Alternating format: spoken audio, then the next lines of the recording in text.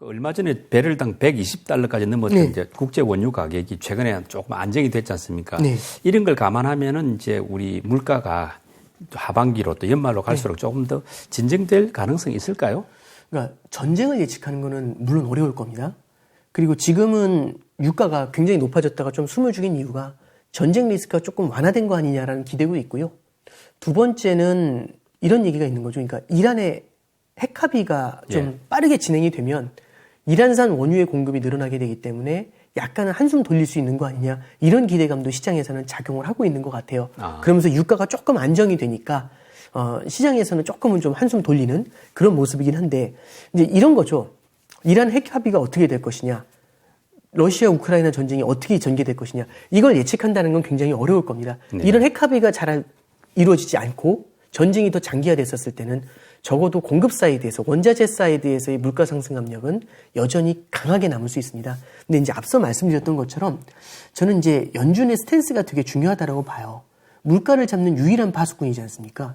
작년 같은 경우는 수요가 폭발을 했고 공급에서 공급망의 스퀴즈죠. 그러니까 공급망이 굉장히 좀 불안했었고, 그리고 이제 마지막으로 이로 인해서 올라오는 물가를 연준이 좌시를 해버렸던 게 문제죠. 근데 지금 같은 경우는 적어도 연준이 좌시를 하지 않는다는 거고요. 네. 굉장히 강력한 스탠스로 물가를 잡으려는 의지를 불태운다라는 겁니다.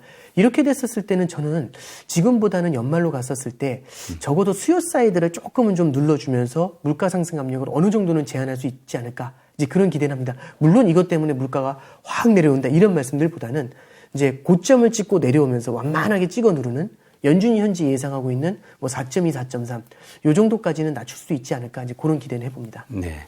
그런데 지금 물가가 높아서 문제가 되고 있긴 하지만은 코로나하고 우크라이나 전쟁이라는 돌발 변수를 제외하고 보면은 사실은 지난 한 12년 동안 계속 디플레 이런 우려가 오히려 있지 않았습니까? 네, 그렇습니다. 이런 어떤 돌발 변수들이 이제 진정이 된다면은 아까 말씀대로 약간 디플레 우려가 오히려 더 좀 조심해야 되는 그럴 가능성은 없을까요? 예. 저 굉장히 공감을 하고요.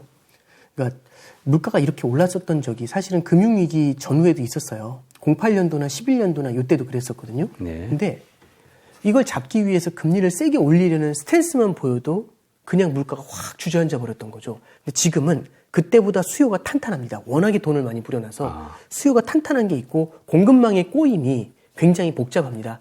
그래서 그때처럼 빠르게 수그러들진 않겠지만 또 이것도 일정 수준의 임계점을 넘어서 너무 세게 밀어붙이게 되면은 물가 상승세가 너무 빠르게 숨을 죽일 가능성도 우리가 염두에 둬야 되겠죠. 네. 그러니까 너무 크게 충격을 주지 않으면서 잡아줘야 되는데 너무 큰 충격까지 만약에 주게 된다, 실수로.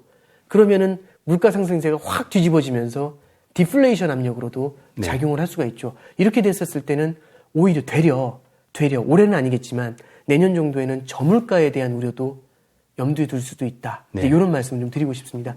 이건 어디까지나 이제 시나리오인데, 그래서 이제 마지막으로 이 말씀을 좀 드려보려고요. 정리를 좀 해서 우리가 이제 인플레이션만 바라보고 물가 상승에 대한 초점을 맞추면서 자산군을 포트폴리오에 깔아놓는데 우리가 생각하지 못한 시나리오가 나타날 수 있죠. 오히려 물가가 내려가는 시나리오, 이런 것들이 나타났었을 때는, 물론 아직은 가능성이 낮지만 이랬을 때는 오히려 이제 포트폴리오에 있어서의 빈집털이죠. 나는 이쪽을 생각하지 않았는데 갑자기 이런 문제가 생길 수가 있지 않습니까? 그래서 이런 쪽에 대한 자산도 조금씩은 좀 담아놓는 게 도움이 되시지 않을까, 이제 그렇게 생각을 합니다. 예, 말씀대로 그 어떤 디플레의 가능성을 조금 염두에 둘 때 우리가 조심하는 차원에서, 해지 차원에서 좀 담아둔다면 어떤 자산이 되겠습니까? 그러니까 아까 전에 말씀드렸던 것처럼 인플레이션 국면에서는 주식 채권이 굉장히 고전하지 않습니까? 디플레이션 국면에서는 채권 같은 경우는 굉장히 큰 힘을 발휘할 때도 있어요. 그래서 저는 이제 만약 이제 불안하시면 장기 채권을 가져가는 건 굉장히 좀 리스크가 크지만 단기 채권 같은 경우는 당장 금리가 오르더라도 만기가 빨리 돌아오니까 다시 높은 금리로 재투자를 할 수 있지 않습니까? 갈아타기가 된다. 예, 그렇습니다. 안전자산에서 채권을 완전히 배제하는 것보다도 이렇게 이제 단기 채권 같은 것들을 조금은 좀 담아두는 것도 도움이 되시지 않을까, 이제 그렇게 생각을 합니다. 예, 그런데 채권 중에서 10년물하고 2년물, 장기 국채, 또 단기 국채 이런 금리 차이가 좀 줄어들면 이제 약간 경기 하강의 신호다. 보통 그러지 않습니까? 그런데 현재 지금 한국하고 미국의 장단기 금리 차는 어느 정도 수준입니까? 지금 이제 한국 같은 경우는요, 이제 물론 한국 같은 경우는 이 금리 차가 조금 벌어져 있고요. 아직은. 근데 대신에 한국 같은 경우는 10년하고 20년 금리 있죠. 네. 10년 뒤의 금리 영역에서는 좀 역전이 살짝 나타나 있어요. 아. 30년 금리보다 20년 금리보다 10년 금리가 조금 높은 수준이에요, 현재. 요 정도 일단 먼저 보시면 되고, 그리고 이제 미국 같은 경우는 2년하고 10년의 금리 차이가 되게 빠르게 줄어들고 있습니다. 예. 이게 한때 되게 높았었는데 어느 정도까지 갔었냐면 거의 뭐 1% 가까이 벌어졌었다가 지금은 굉장히 많이 줄어들면서 0.2% 0.2%까지 포인트 줄어들었어요. 예, 둘이. 줄었더라고요. 지금 단기 금리가 1.7 정도 되고 장기 금리가 1.9 정도 되거든요. 네. 이렇게 되면 둘 차이가 0.2 정도 나지 않습니까? 그러니까 중요한 거는 우리나라 금리보다도 미국 금리를 좀 보실 필요가 있는데, 미국 금리에서 이제 장단기 금리 차가 줄어들게 되면은 이제 결국에는 은행들의 마진이 줄어들게 되는 문제가 생기게 돼요. 네. 그러면 이제 은행들 같은 경우는 마진이 줄어들게 되면 대출을 줄이게 되겠죠. 그러면 중앙은행에서도 뿌려주고, 작년 같은 경우는 중앙은행에서도 뿌려주고 시중은행에서도 뿌려줬었는데 이제는 중앙은행도 줄이고 시중은행도 줄여버리는, 네. 그러니까 충격을 좀 크게 주는 문제가 생길 수가 있죠. 그래서 장단기 금리 차의 역전을 좀 막는 것들도 연준 입장에서는 조금은 좀 고민을 많이 해야 되는 포인트가 아니겠느냐, 이제 그렇게 생각을 합니다. 그 방법의 하나로 이제 양적 네, 긴축이 그렇습니다. 나올 수 있겠네요. 네, 그렇습니다. 그리고 현재 보면은 이제 에너지, 뭐 또 원자재 같은 이런 물가는 오르는 반면에 미국의 GDP 성장률 전망치가 아까 말씀대로 뭐 4.0%에서 2.8%로 하향 조정된 네. 거, 이건 말하자면 저성장 고물가, 스태그플레이션 이럴 가능성을 조금 있는 거 아닙니까? 일단 저는 그러니까 스태그플레이션이냐라고 말씀을 이제 들을 때 대부분의 전문가들이 하는 얘기는, 저도 여긴 공감합니다. 미국 경제가 아직 2.8%는 낮췄다고 하지만 연 2.8% 성장이면은 여태까지 봤었을 때 낮은 성장률은 아니거든요. 네. 그러면 예전에 70년대 스태그플레이션을 경험했었을 때는 그때 당시에 성장률이 마이너스였어요. 아. 그러면 지금 이게 스태그플레이션을 말하는 건 조금은 좀 성급한 거 아니냐? 예. 라는 얘기가 있죠. 공감합니다. 절대적으로 동의하는데, 그래서 이제 이렇게 말씀드리고 싶어요. 성장률의 레벨 자체는 스태그플레이션을 가리키고 있지 않은데 방향은 네. 스태그플레이션을 어느 정도는 가리키고 있는 게 아닌가라는 생각이 듭니다. 왜냐하면 계속해서 성장률이 하향 조정이 되죠. 네. 그러니까 지금의 모습은 아니지만 이게 만약 이런 속도로 계속해서 하향 조정이 된다면, 그러면 예를 들어 1% 밑으로도 내려갈 수 있겠죠. 네. 물론 모르는 일이지만 그렇게 됐었을 때는 스태그플레이션의 경고등이 켜질 수가 있겠죠. 그래서 현재까지 레벨은 스태그플레이션을 가리키지 않는다라고 말씀을 드릴 수 있는데, 방향은 네. 계속해서 그쪽의 위험성, 그런 가능성을 조금씩 높이는 쪽으로 작용을 하고 있다. 이렇게 말씀드려봅니다. 이제 그런 상황에서 연준이 대조가 이제 중요한데, 네. 계속해서 이제 금리를 올리고 심지어 뭐 0.5%포인트까지 이렇게 막 빅 스텝까지 가면은 네. 그야말로 스태그플레이션의 가능성을 더 높이는 위험이 있는 거 아닙니까? 연준은 성장과 물가를 같이 봐야 돼요. 네. 성장은 최대한 부양을 해줘야 되고 물가는 잡아줘야 되거든요. 네. 물가는 죽여줘야 되는데, 그럼 연준은 금리 인상을 통해서 무엇을 원하냐면은 물가를 잡는 게 필요합니다. 네. 근데 이게 문제는 뭐냐면 물가가 성장하고 딱 들러붙어 있어요. 네. 그래서 물가가 성장을 인질로 잡고 인질극을 벌이고 있는 거죠. 이렇게. 그렇죠. 그러면 인질극을 벌이고 있는 이 물가를 갖다가 어떻게 잡느냐의 문제인 겁니다. 그럼 금리를 인상했을 때 연준이 딱 생각하는 건 뭐냐면 정밀 타격이죠. 네. 딱 이 물가만 잡고 그렇죠. 성장은 하나도 안 건드리고 이렇게 갈 수 있다면 가장 아름다운 시나리오죠. 예. 그러면 고성장 시나리오 나올 수 있습니다. 근데 이게 생각보다는 어려워 보이겠죠. 그러면 물가를 잡기 위해서 세게 가면 어떻게 되냐면 물가를 잡을 수는 있겠죠. 근데 성장이 둔화가 됩니다. 네. 그러면 저성장 고물가에서 물가가 저로 바뀌게 되죠. 네. 그럼 저성장 저물가로 내려앉을 수가 있겠죠. 그래서 연준이 너무 빅스텝으로 세게 가게 됐을 때는 스태그플레이션에 대한 리스크보다도 오히려 이제 디플레이션에 대한 리스크를 만들어낼 수도 있다. 아. 앞서 이제 한번 말씀을 드리긴 했는데, 네. 이런 쪽에 대한 가능성이 있기 때문에 연준도 이런 부분에 대해서는 좀 신중을 기하지 않겠나, 그렇게 봅니다. 네. 어쨌든 금리가 올라가는 상황에서 이제 채권 투자 매력은 줄어들 수밖에 없지 네, 않습니까? 그렇습니다. 그렇다면은 뭐 결국 올해는 이제 티나라고 주식 외에는 대안이 없다, 이런 네네. 이야기가 나오는데, 우리 부부장님 생각 어떻습니까? 지금 역시 올해는 주식 외에는 대안이 없는 건지, 아니면 또 다른 유망할 상대적으로 좀 더 나을 수 있는 뭐 투자처가 있다고 보시는지. 그러니까 이제 뭐 저는 수익을 내는 투자처보다는 내 포트폴리오를 어떻게 안정적으로 유지할 수 있는가가 되게 중요하다고 봐요. 어떤 때는 전 자산이 되게 크게 흔들릴 때가 있습니다. 네. 그럴 때에는 내가 포트폴리오에서 떠나게 되잖아요. 너무 무서워서. 그러면 반등이 왔었을 때 이후에 네. 이걸 누릴 수가 없습니다. 예. 가장 중요한 거는 내 포트폴리오를 지속 가능하게 유지할 수 있으면 되거든요. 근데 전부 다 시장이 하락할 때마다 전부 다 파랗게 질려 있으면 안 되거든요. 누군가는 빨개줘야 되겠죠. 그래서 이럴 때 제일 중요한 게 뭐냐면 대안자산이나 안전자산을 담아야 되는 이유가 여기 들어갑니다. 안전자산에는 달러도 들어갈 수가 있고요. 그리고 달러. 아까 말씀드렸던 금 같은 경우에도 여기에 들어갈 수가 있겠죠. 네. 그리고 이제 참고로 하나 더 말씀드리면 지금과 비슷했었던 과거가 언제 있었을까라고 생각하면 1970년대를 생각해 볼 수가 있어요. 1970년대를 돌이켜 보면은 그때 당시에는 어떤 자산들이 좋았냐? 그때도 스태그플레이션이었습니다. 네. 성장 둔화, 물가 상승. 네. 이것 때문에 주식 채권이 모두 깨졌었어요. 오일 쇼크 때 네, 말씀이죠. 그렇습니다. 그때 이제 원자재 가격이 과도한 수준으로 올랐고 금 가격이 좀 많이 뛰었었죠. 네. 그리고 리츠도 조금은 좋았었어요. 부동산 자산들.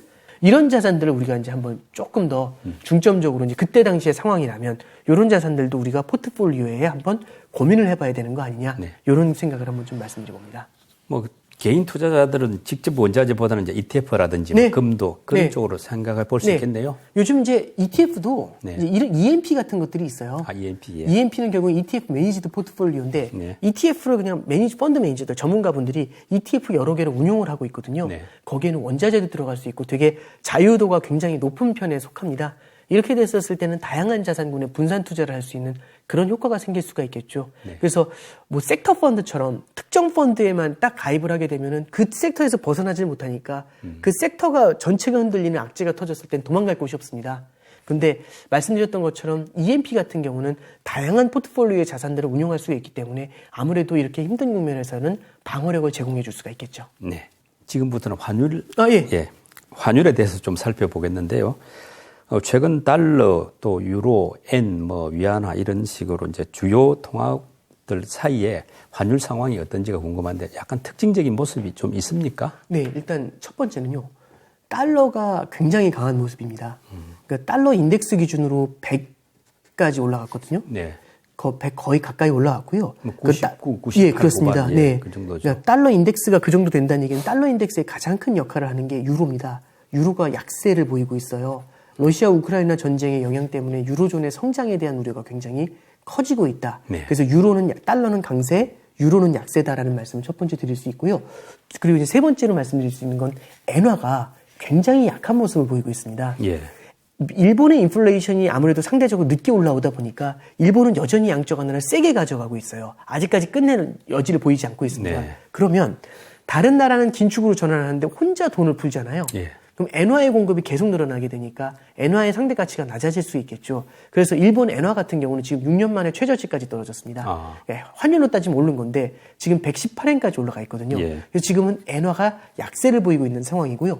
마지막으로 위안화가 참 저도 이걸 보면서 좀 놀라는 건데 중국 위안화가 굉장히 강한 모습을 보이고 있습니다. 중국 경제가 안 좋은데 위안화는 강하더라고요. 지금 이제 가장 큰 포인트 중에 하나가 뭐냐면 중국 같은 경우는 지금 수출이 굉장히 잘 돼요. 수출이? 예, 수출이 굉장히 잘 되는 이유 중에 하나가 미국의 내수 경기가, 미국의 소비 경기가 굉장히 강력하거든요. 네. 그러면서 중국의 수출을 갖다가 뒷받침을 해주고 있습니다. 이게 첫 번째 포인트고요. 중국 같은 경우는 지금 현재 소비가 되게 안 좋아요. 부동산 시장이 흔들리면서. 그러면 수출을 통해서 벌어들이는 달러는 많은데 지불을 해주는 달러의 금액이 적으면 무역 흑자가 보다 강화가 되겠죠. 네. 지금 중국의 무역 흑자가 그 예전보다 훨씬 더 높은 편입니다. 거의 사상 최고치를 기록을 하고 있거든요. 네. 그러면 이런 것들은 중국으로의 달러 유입을 자극하는 요인이 될 수 있겠죠. 이런 것들이 지금 현재 이제 중국의 위안화 절상 요걸 갖다 어느 정도 지지를 하고 있고요. 또 하나는 중국 같은 경우는 이제 금융시장 개방에 대한 생각을 좀 하고 있는 것 같아요. 금융시장 개방을 할 때 가장 큰 포인트가 되는 게 뭐냐면 해외 자본이 들어와야 되지 않습니까? 네. 통화 가치가 절하되는 국가로 잘 안 들어옵니다. 통화 가치가 안정이 되어 있는 국가로 들어오게 되겠죠. 그러면 지금 같은 상황에서 미국 금리 인상한다고 막 요동을 치거나 이러면 신흥국처럼 네. 이러면은 아무래도 금융시장 개방에서는 굉장히 어려운 모습을 보일 수 있겠죠. 그래서 중국 같은 경우는 이런 금융시장 개방을 앞두고 위안화의 안정을 가져가려는 것도 하나의 의도가 아니겠느냐. 이 정도 해석은 좀 나오고 있습니다. 미국 달러화에 대해서 이제 다른 주요 통화국에 비해 우리 원화 가치가 조금 더 약한 모습이지 않습니까? 네. 그 이유는 뭔가요? 일단 우리나라 같은 경우는 에너지 수출 의존도가 수입 의존도가 되게 높습니다. 그렇죠.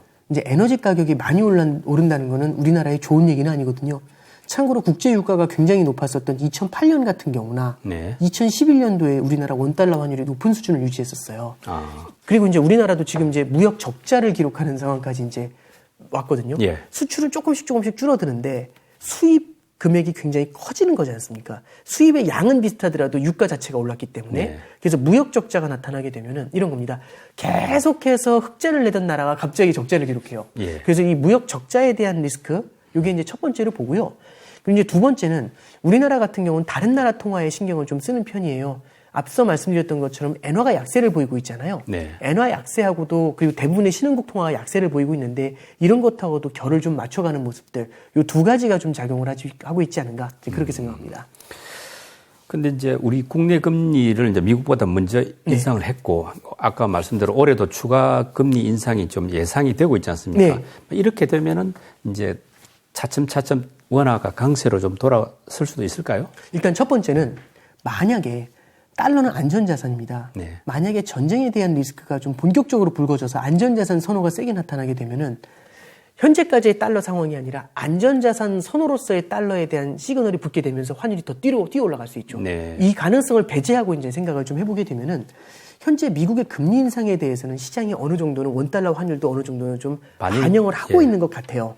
그러면 일단은 환율이라는 거는 다른 나라의 금리, 그러니까 지금 달러가 강해진 이유는 미국의 금리가 높은 수준을 보일 거라는 거, 두 번째는 미국의 성장이 차별적으로 탄탄하다는 것, 이 두 가지가 포인트가 되는데 저는 시간을 두면서 미국의 성장세도 다소 둔화가 되지 않을까라는 생각 첫 번째, 그리고 금리 인상은 어느 정도는 좀 선반영된 거 아니겠느냐라는 생각을 좀 하게 됩니다. 그러면 단기적으로는 지금 같은 러시아 우크라이나 분쟁에 대한 리스크를 반영해서 조금은 높은 수준을 유지하겠지만 시차를 두면서 이제 조금씩은 좀 안정화되는 그런 그림을 나타낼 수 있지 않을까 그렇게 생각을 합니다. 네. 그 올해 초까지 이제 국내 증시를 사던 외국인들이 이제 우크라이나 전쟁 이후 그걸 계기로 해가지고 다시 매도세로 돌았었거든요. 네. 뭐 어떤 나라 상당히 많이 팔기도 하는데 그러다 보니까 이제 우리 국내 주식시장이 제대로 오르지 못하는 요인도 되고 있는데 네. 이 외국인들이 계속 매도를 하는 이유가 결국 환율 상승 때문인지 아니면 또 다른 요인이 있는지 궁금합니다. 환율 상승이 약간의 요인이 되는 건 맞을 겁니다. 근데 하나만 참고로 말씀드리면 중국 위안화 같은 경우는 강세를 보임에도 불구하고 중국 주식시장이 굉장히 힘든 모습을 보여주고 있거든요. 네. 그럼 이 얘기는 환율만으로 모든 걸 설명하기는 조금은 어렵다는 생각이 들 수 있는 거고요. 두 번째는 원달러 환율이 작년 초에 달러당 1,080원을 기록한 다음에 얼마 전에 1,240원까지 네. 그냥 원사이드로 계속해서 약세를 보였어요. 상승을 했던 거죠, 환율이. 그러면 이때 계속해서 우리나라 주식시장에서 돈이 빠졌느냐? 그게 아니라 중간에 들어왔다 나왔다 이런 흐름을 보였었던 거잖아요.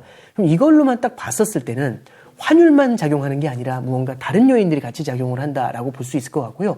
저는 오히려 앞서 말씀드렸던 것처럼 미국의 금리 인상이라든지 물가 상승에 따른 미국 경기 둔화에 대한 우려, 이런 것들이 이제 하나 작용을 할 수 있고, 두 번째는 중국 경제에 대한 우려들, 이런 것들이 환율 사이드라든지 주식 사이드에는 좀 더 영향을 주고 있는 거 아니겠느냐, 이런 것들은 좀 같이 생각을 좀 해보고 있습니다. 그 말이 나온 김에 이제 외국인 매도세가 워낙 강하다 보니까 국내 주식시장이 힘을 못 쓰고 있는 그런 측면이 있는데 그 외국인 매수세가 좀 회복되려고 하면 어떤 조건이 만족돼야 가능할까요? 그러니까 결국에는 외국인들이 들어오기 위한 가장 큰 조건은 글로벌 매크로 경제가 안정이 돼 있어야 돼요. 네. 그럼 외국인들은 그럼 무슨 돈으로 주식을 살 것이냐라고 하면 결국엔 차익금리라는 게 되게 중요하지 않습니까? 그럼 돈을 빌려가지고 투자를 해야 되는 건데 미국의 금리가 계속해서 올라가려고 합니다. 그럼 돈을 빌려가지고 차입을 해가지고 투자한다는 게 굉장히 어려울 수가 있겠죠. 네.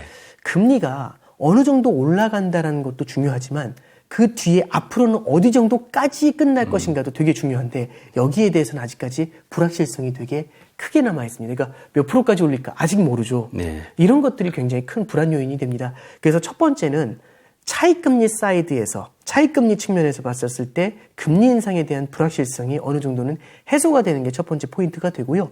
두 번째는 러시아 우크라이나 전쟁으로 인한 글로벌 불확실성, 네. 이게 성장의 둔화를 가져오게 될 수 있지 않습니까? 이 성장의 둔화가 어느 정도까지 될 것인지에 대한 우려들, 요게 어느 정도도 좀 클리어해줘야 결국엔 지금 현재는 주식시장으로 외국인 자금이 들어오지 못하는 이유 중에 하나가 불확실성이 높아지고 있다. 여기에 저는 초점을 맞춰서 봐야 되는 거 아닌가 싶습니다.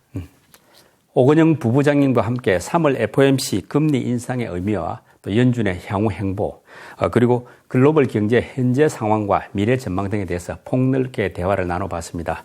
오 부부장님, 오늘도 뭐 금리, 또 물가, 환율 같은 아주 복잡한 경제 현상을 쉬운 비유를 통해 가지고 아주 잘 설명해 주셨는데요. 우리 구독자 여러분들께도 많은 도움이 될 것 같습니다. 오 부장님 수고 많이 하셨고요. 다음 시간에 다음 기회에 또 뵙겠습니다. 네, 감사합니다.